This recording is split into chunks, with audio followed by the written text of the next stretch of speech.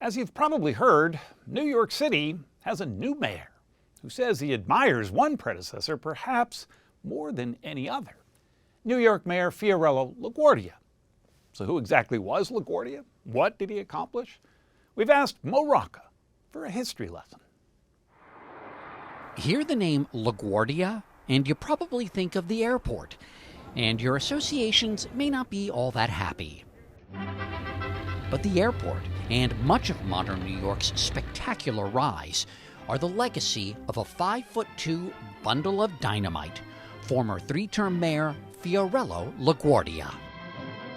Among his devotees, newly sworn-in New York City Mayor Zohran Mamdani, who on election night promised the most ambitious agenda to tackle the cost of living crisis that this city has seen since the days of Fiorello La Guardia.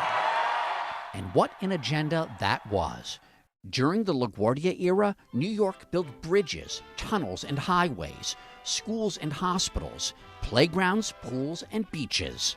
Under La Guardia's watch, New York City becomes what? New York City becomes the greatest city in the world. Kenneth T. Jackson is a professor emeritus of history at Columbia University. It's heavy. And the editor of the 2-million-word Encyclopedia of New York City. He took office in the middle of the Great Depression, January 1, 1934. It was a horrible time. That's when LaGuardia becomes mayor. Talk about a bad hand to be playing. He's got his work cut out for him. He's got his work cut out for him. Fiorello La Guardia was known as the Little Flower, the literal translation of his first name. But he was no shrinking violet. Well, you know, one of the things we got to say about Fiorello La Guardia is his physical appearance. He's short. Short and stocky. Right. He's compared to a fire plug. Yeah. But he's loud and he's brash. In other words, he overcomes it. Long before the advent of social media, La Guardia knew that image meant influence. The cross they ring, oh Rosie, London Bridge is falling. And so he brandished a baton to conduct musical performances. He wore costumes, threw baseballs, held babies, and mugged with the biggest names of the day: Judy Garland and Mickey Rooney, Albert Einstein, singer Marian Anderson, even holding his own with Abbott and Costello. Wait a minute, that's the mayor. I'm LaGuardia, eh? No! Oh, Mayor LaGuardia, hello! Yeah. If there was a fire, he'd be there. Mayor La Guardia braves the smoke which knocks out scores of firefighters. And he took a tough stance on vice and organized crime. Let this be noticed to the gangsters that they'll be treated just as rough as we're treating their implements here. To illustrate that, he took a sledgehammer to a bunch of slot machines. He knew how to get publicity, he knew how to do it, and he wanted to do it. He knew where the camera was, too. That's right. That's good for somebody in that job. In fact, if you don't have that instinct, you're not going to have that job very long.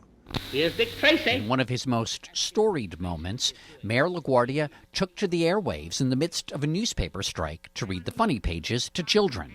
Crash! She crashes it on his head. Knocked out. Throwing in some politics while he was at it. And say, children, what does it all mean? It means that dirty money never brings any luck. Fiorello La Guardia was born in New York to Italian immigrants. His father was raised Catholic. His mother was Jewish. Fiorello himself became a practicing Episcopalian. LaGuardia, in some ways, is the quintessential New Yorker, a one-man melting pot. But he actually grew up in the American West. His father was a band leader in the U.S. Army. By age 24, he was back in New York, working as an interpreter at Ellis Island while he attended law school.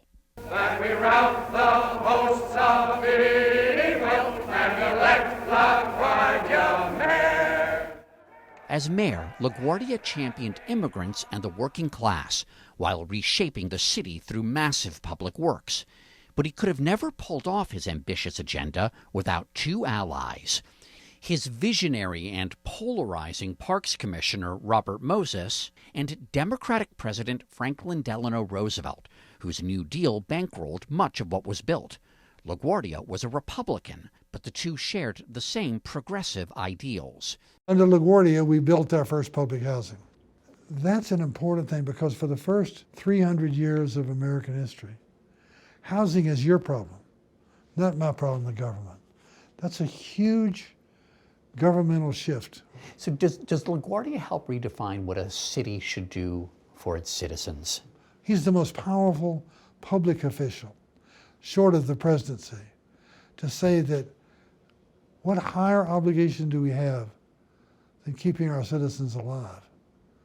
What higher obligation do we have than keeping them out of the cold in January? What higher obligation do we have than to feed their children when they're hungry? I mean, you just walk in and this is what you're greeted with. Michael Rosenberg is the president and CEO of New York City Center, one of the city's premier and most beautiful theaters. Without Fiorello LaGuardia, would we even be standing in this space? No, this would now be a parking lot. Originally built by the Shriners, the city took over the building when the Shriners couldn't pay their taxes.